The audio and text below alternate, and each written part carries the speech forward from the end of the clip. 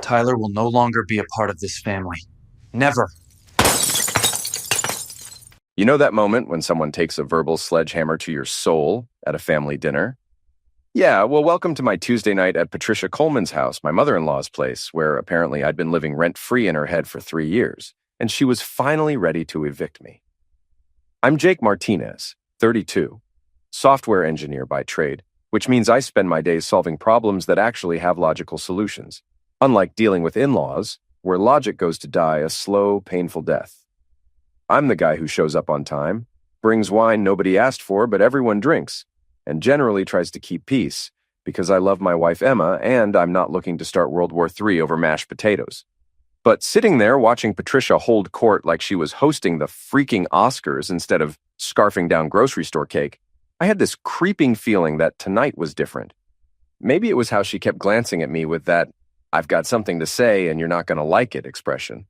Or maybe it was how Emma kept fidgeting with her napkin like she was trying to fold it into a tiny white flag of surrender. The whole Coleman family was there doing their usual routine. Robert, my father-in-law, sat quietly, picking at his food, avoiding eye contact with everyone, which is basically his default setting. The man's got conflict avoidance down to an art form. Then there's Marcus, Emma's brother, busy scrolling through his phone because apparently even family dinner can't compete with whatever's happening on Instagram. Marcus is one of those guys who's perpetually between jobs, which is fancy speak, for he's mastered the art of being professionally unemployed. But the real star of this particular crap show? The ghost of Tyler, Emma's ex-boyfriend, who wasn't even at the table, but somehow managed to be the center of every conversation. Tyler this, Tyler that. Remember when Tyler fixed the garbage disposal? Remember when Tyler helped move furniture? I swear, if I had $1 for every time I heard about St. Tyler and his miraculous deeds, I could have retired by now. So there I was, cutting into my overcooked chicken and trying to nod along to another riveting story about Tyler's legendary ability to parallel park, when Patricia decided it was time to drop her little bombshell. She looked straight at me, like a sniper zeroing in, and with this sweet little smile that could have cut glass, she said, "You know, Jake, you'll never be as good as Tyler. You'll never measure up to what Emma had with him." The whole table went quiet.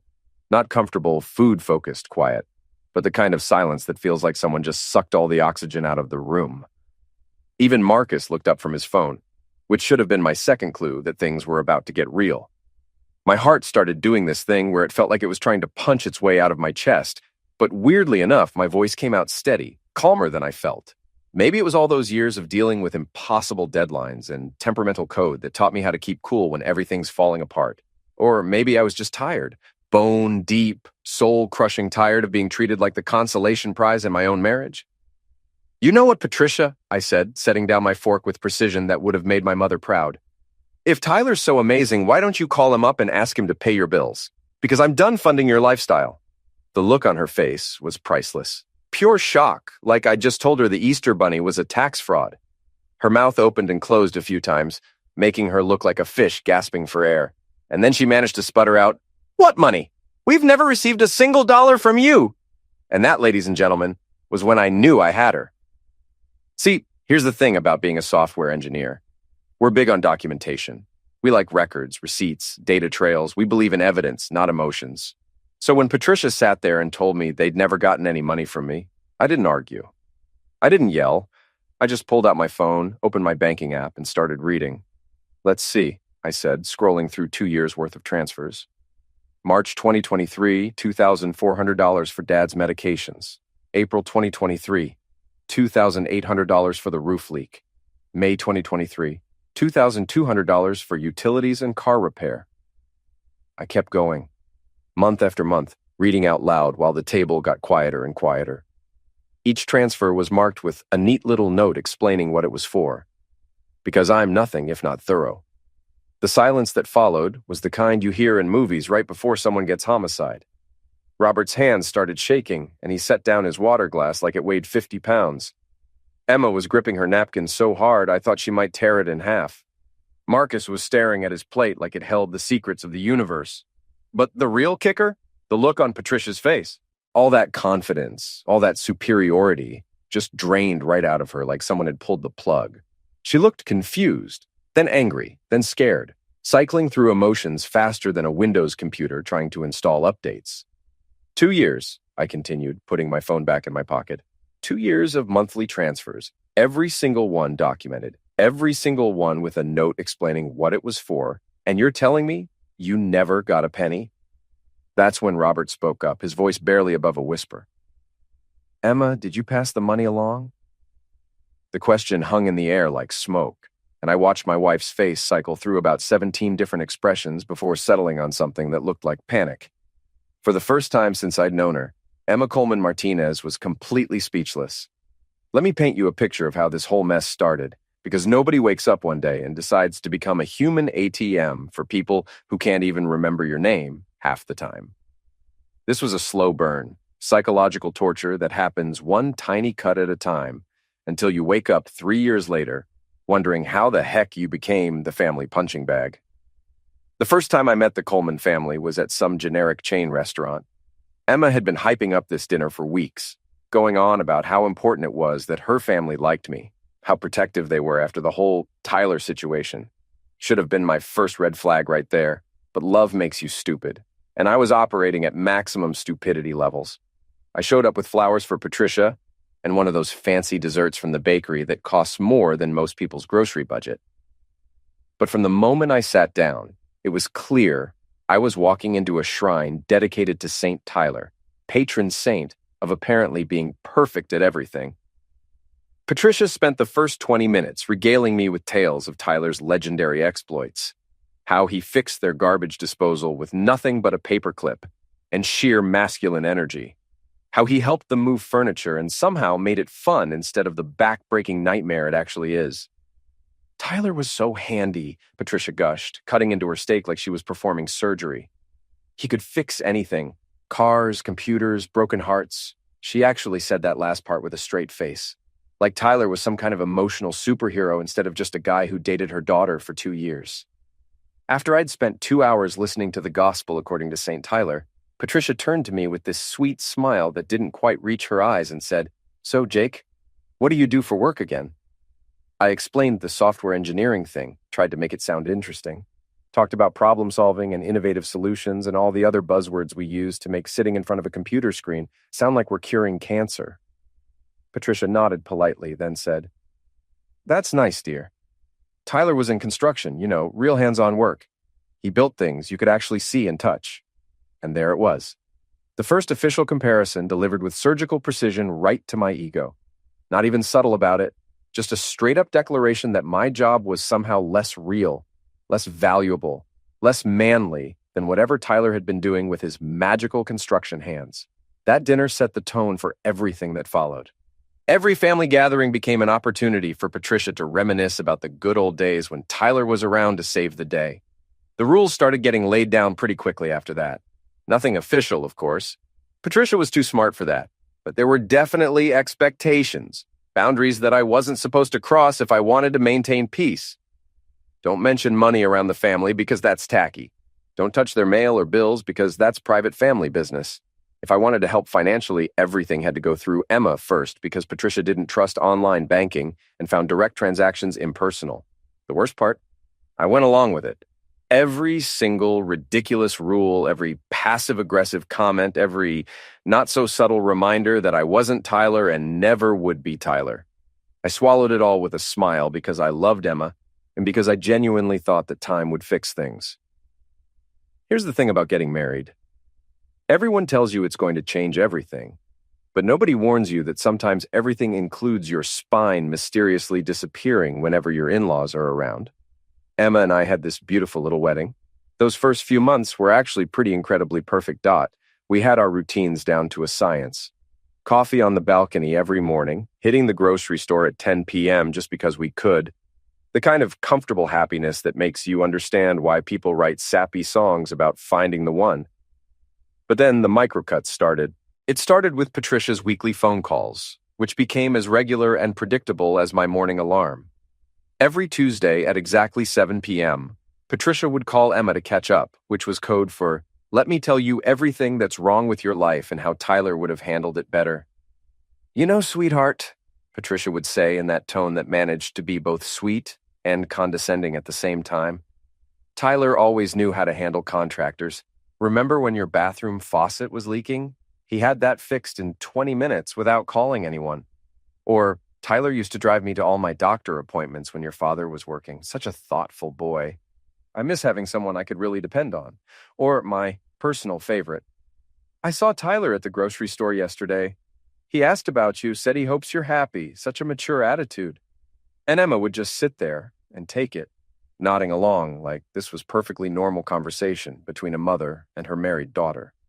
I could see how it was affecting her, how these calls would leave her distracted and weird for hours afterward. Like Patricia had planted these little seeds of doubt that would sprout into full-blown insecurity by bedtime. Then there was Marcus's ongoing campaign to slowly steal everything I owned. It started small, borrowing my good screwdriver for just a quick project and somehow forgetting to return it. Then it was my impact driver, my level, my whole freaking toolbox. Every time I'd ask for my stuff back, I'd get this elaborate story about how he was definitely going to return it next week. He just needed to finish this one last thing.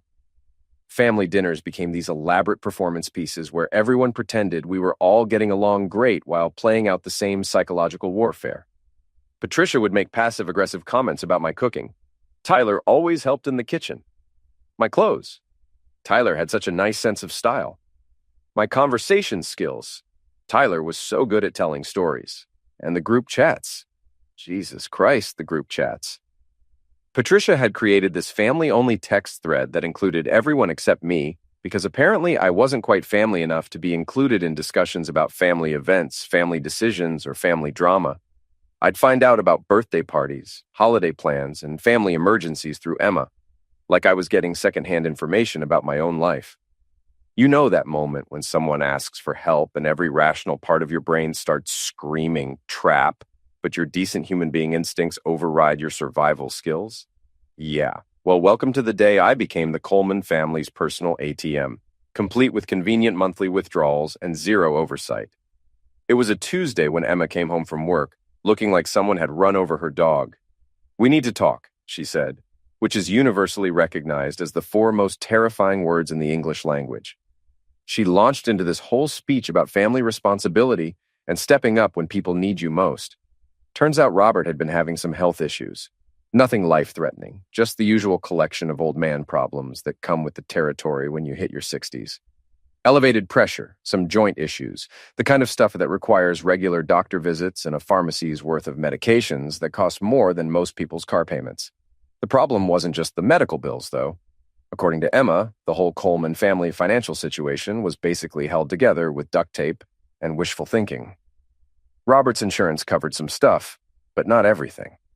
And Patricia had apparently been robbing Peter to pay Paul for months, juggling credit cards and payment plans like she was running some kind of small-scale Ponzi scheme. "They're drowning, Jake," Emma said, and I could see genuine worry in her eyes. "Dad's been skipping medications because they can't afford them all. Mom's behind on the electric bill, and their car needs repairs they can't pay for. They're too proud to ask for help." And here's the thing. I genuinely wanted to help. Robert was a good guy who'd gotten dealt a crappy hand, and watching him suffer because he couldn't afford basic medical care felt wrong on every conceivable level. You help family when they're in trouble. That's just basic human decency. "What do they need?" I asked, already doing mental calculations about our budget. That's when Emma hit me with the logistics of this brilliant plan. See, I couldn't just write Robert a check or transfer money directly to their accounts because Patricia had some very specific rules about how family financial assistance was supposed to work. She didn't trust online banking and found direct money transfers impersonal and embarrassing. "She wants everything to go through me," Emma explained. "I'll handle the transfers to their accounts, make sure the bills get paid, keep track of everything. That way Mom doesn't have to deal with the technology aspect, and Dad doesn't have to worry about the paperwork." So that's exactly what I did. I set up monthly transfers ranging from $2,200 to $2,800, depending on what bills were coming up and what emergencies had popped up that month. Every transfer got a neat little note in my banking app: Dad's medications, roof leak repair, utilities and car maintenance, medical copays and prescriptions. I'm a software engineer, remember? Documentation is basically a religious requirement in my profession. You ever notice how liars always give you just enough truth to keep you hooked, but never quite enough to see the whole picture? The first crack in their perfect little con showed up about 6 months into my generous benefactor routine. Patricia called Emma on a Thursday, breaking her sacred Tuesday tradition, absolutely losing her crap about a utility shutoff notice. Here's the thing, though. I had literally just sent $2,400 the previous month, specifically marked utilities and car repair. I even had the bank transfer screenshot saved on my phone because I'm the kind of obsessive-compulsive a-hole who documents everything. "Didn't we just cover utilities last month?" I asked Emma after she hung up from her mother's panic call. "Oh, that money went to something else," she said, not quite making eye contact. "There was an emergency with Dad's medications and Mom had to prioritize. You know how it is." Except I didn't know how it was because nobody had bothered to tell me that my carefully earmarked utility money had been redirected to some mysterious medical emergency that nobody could quite explain in detail. So I sent another $800 for the utility crisis, bringing my monthly contribution up to a cool $3,200. The medication thing started bothering me more and more, though. Robert would mention offhandedly that he was still being careful with his prescriptions, taking them every other day instead of daily to make them last longer, which seemed weird considering I was supposedly covering his pharmacy bills. Then there was Marcus's sudden lifestyle upgrade. For someone who was supposedly so broke that his parents couldn't afford basic utilities, he sure seemed to be living it up. New clothes, nights out at trendy bars, a fancy watch that probably cost more than my car payment. The real wake-up call came when I decided to ask Linda, the pharmacist at Robert's usual pill store, about his medication costs. "Robert Coleman?" she said, checking her computer. "Oh, he's been doing much better with consistent refills lately. For a while there, he was only picking up about half his prescriptions each month. Said he couldn't afford the full regimen. But the last few months have been good. Only half his prescriptions for months, while I was sending thousands of dollars specifically marked for his medical care. I started paying closer attention after that. And then there was the thing with Emma's phone. We'd always been pretty open about technology, shared passwords, the kind of casual digital intimacy that comes with trusting someone completely. But suddenly, Emma was being weird about her phone, changing her banking password and getting defensive when I asked why. I'm not proud of what I did next, but desperate times call for desperate measures. One night when Emma was in the shower, I checked her phone. Instead of being paranoid, I found text messages that sent a chill down my spine. Messages from Patricia thanking her for handling Jake so well. Messages from Marcus asking when the next contribution was coming through. Messages discussing what to tell me about various emergencies and how to keep me from asking too many questions. And messages to Tyler, dozens of them going back months. Not romantic messages, but the kind of casual, ongoing communication you have with someone who's still very much a part of your life. Updates about family drama, complaints about marriage problems, and yes, discussions about money transfers that were apparently helping Tyler deal with his own financial troubles. I sat there in our bedroom, holding my wife's phone and reading evidence of a conspiracy that involved literally every member of her family, plus her ex-boyfriend, all working together to systematically drain my bank account while making me feel guilty for asking basic questions about where my money was going. So here we are, back to Patricia's birthday dinner from heck. Except now you know the whole backstory about how I ended up sitting at that table with a phone full of evidence and a heart full of rage. After I dropped that bombshell about the documented transfers, the silence stretched out like a crime scene. "Emma," Robert said again, his voice getting stronger now that he realized what might have been happening. "Did you pass Jake's money along to us, or did you keep it?"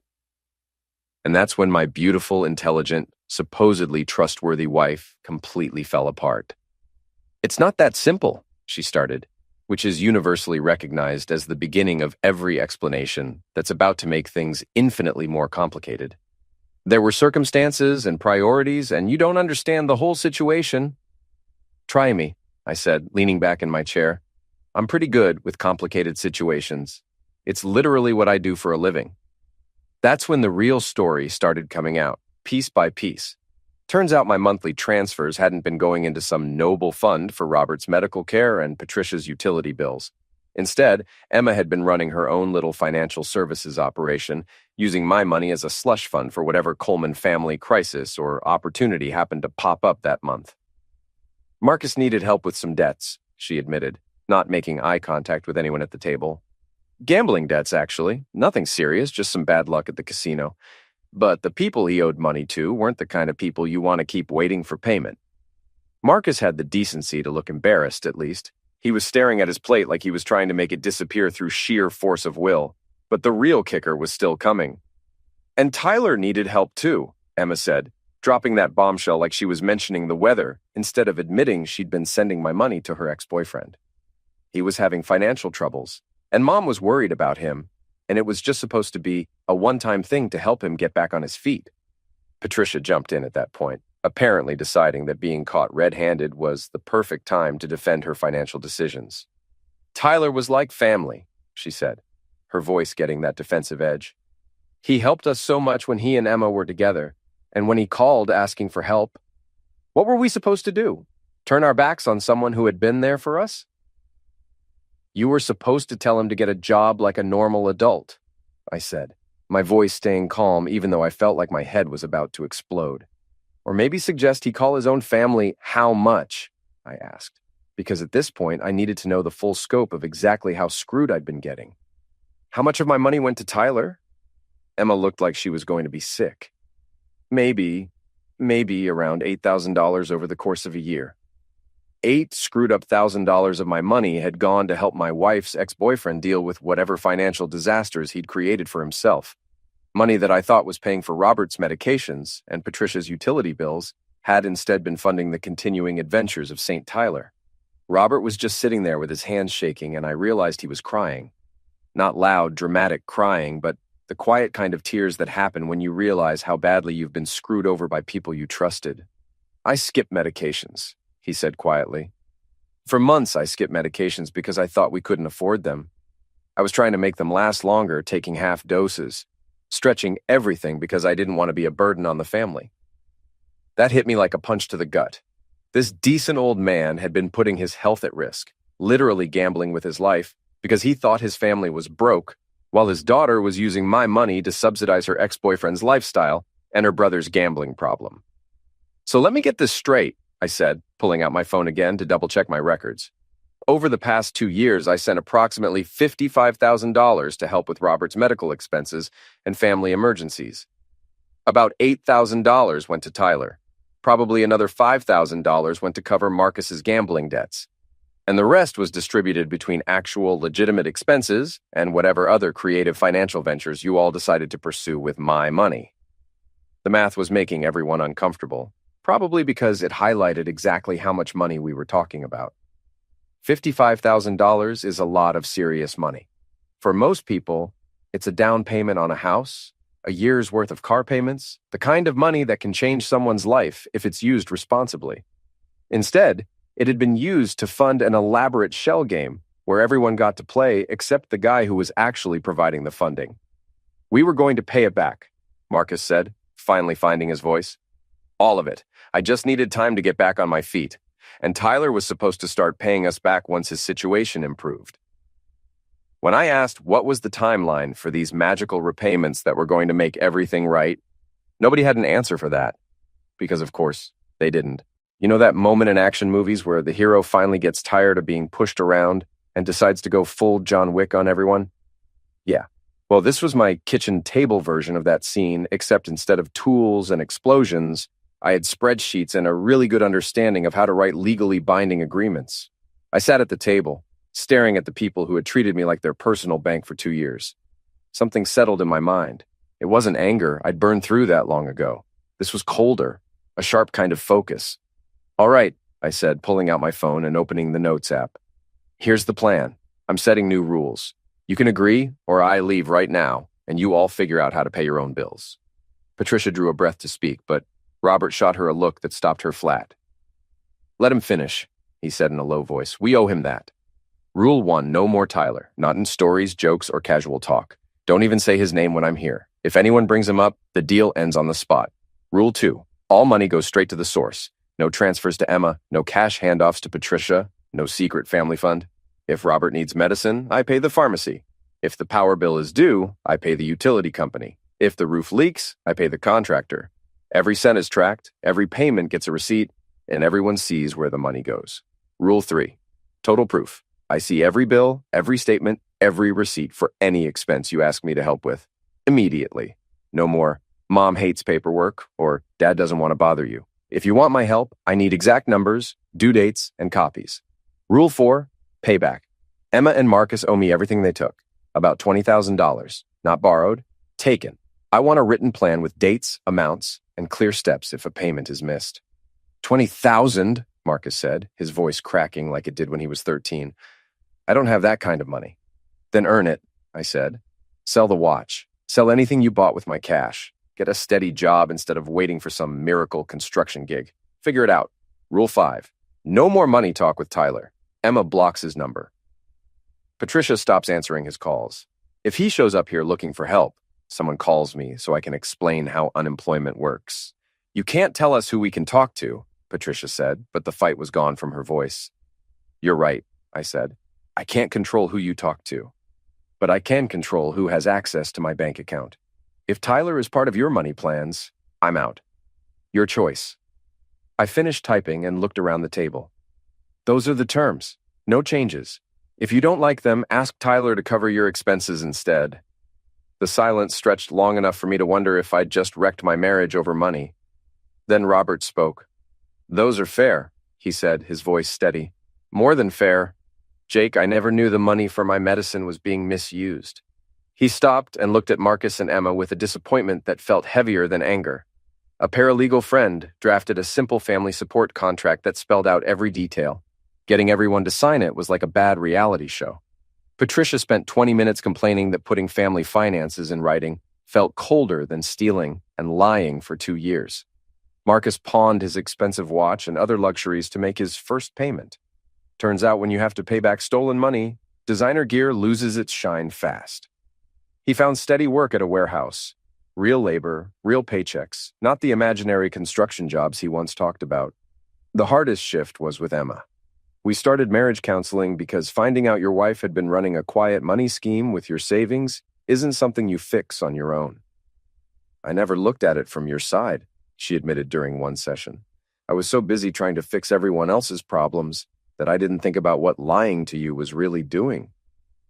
3 months later, I sat in my freshly organized home office, staring at a spreadsheet that finally added up after 2 long years. Every bill went straight to the right provider. Every receipt was scanned and filed, and every dollar was tracked. No wondering if it fed someone's gambling or my wife's ex's lifestyle. Robert now takes his meds on time, knowing they're paid for, so he no longer has to stretch them like wartime rations. His vitals are stable, his joints ache less, and he carries that calm you see in someone no longer weighed down by the fear of surviving each day. Patricia picked up her banking app fast once she had reason to. She keeps a neat folder of receipts organized with care that would thrill any accountant. Utilities, doctor bills, repair notes, each one in order with my payment slips attached. Marcus works at the warehouse and never misses a payment. It's not fancy, he told me last week, holding out his paycheck with a proud grin, but it's honest, and I don't have to hide where the money comes from. Family dinners are still awkward, but now it's the normal kind of awkward. No Tyler tales, no sly digs at me, no fake shows meant to make me feel guilty for asking simple things. Just plain family quirks, the kind most people deal with without wild money plots. 6 months later, I'm in Robert and Patricia's living room on a quiet Sunday. For the first time in 3 years, no one's acting. No guilt games, no theater, just tea, Robert's pill box on the coffee table, and a manila folder marked receipts that Patricia keeps up on her own. Robert reaches over, pats my shoulder, and says softly, "Thank you for everything, for staying when you didn't have to." I didn't win any fight or prove a point. I just set a boundary, clear, written, firm, about what I'd give and what I'd take. Somehow that line became the base for a real family, not a staged con with holiday meals. Love isn't cash, but cash without truth isn't love. It's just using people in the name of family duty. I won't be Tyler. I won't be second choice. I'll be Jake, a husband and son-in-law who helps with clarity and records, or not at all. And that, at last, is a life I can live with. The Tyler Shrine is closed for good.